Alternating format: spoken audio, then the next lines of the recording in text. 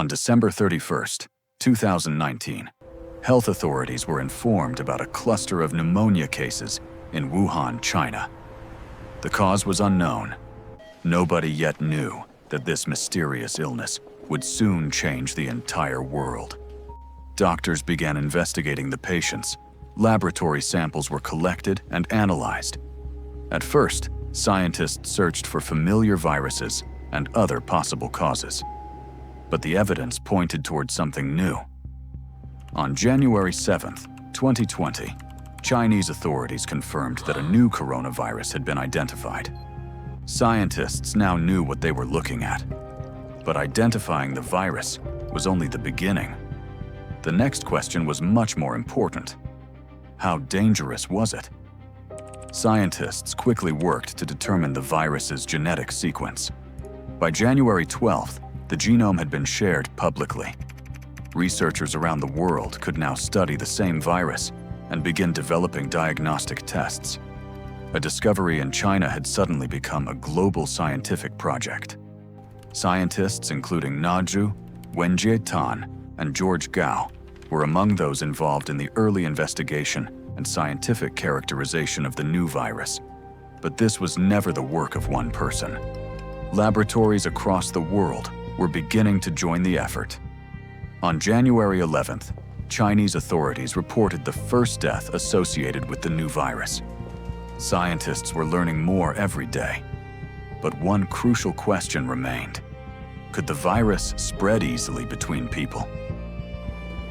On January 13th, Thailand reported the first confirmed case outside China.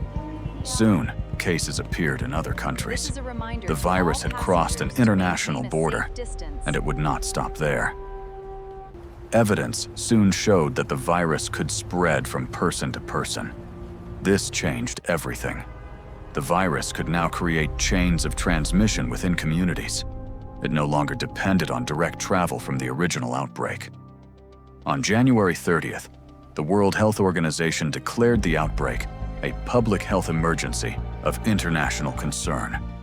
The warning was now global, but the full scale of the coming crisis was still impossible to see. Scientists began racing to understand the virus. How did it spread? Who was most vulnerable? How could infections be detected? And could the disease be treated or prevented? Around the world, laboratories began searching for answers. On February 11th, the disease received its official name, COVID-19. The virus itself was later designated SARS-CoV-2. One was the disease, the other was the virus. By then, infections were appearing in an increasing number of countries. During February, governments began preparing for a rapidly changing situation. Hospitals prepared. Airports increased monitoring. Scientists collected new data, and every new country reporting infections showed that containment was becoming more difficult. Then came March 11th, 2020. The World Health Organization characterized COVID-19 as a pandemic. The word marked a turning point. The outbreak had become a global event. Cities became quieter, schools closed, businesses were disrupted. International travel collapsed in many places. Millions of people suddenly changed the way they lived, worked, and studied. A microscopic virus was transforming everyday life. Inside hospitals, the crisis was immediate. Doctors, nurses, laboratory workers, and other healthcare professionals faced enormous pressure. They were treating a disease that scientists had only recently discovered. And their knowledge was changing almost every day. The consequences spread far beyond hospitals. Education changed, work changed, travel changed, economies were disrupted, families were separated. COVID-19 had become not only a health crisis, but a global social and economic crisis. At the same time, scientific research accelerated. Researchers studied the virus's genetics and structure. Diagnostic tests were developed. Clinical trials began. And scientists around the world started working on vaccines and treatments.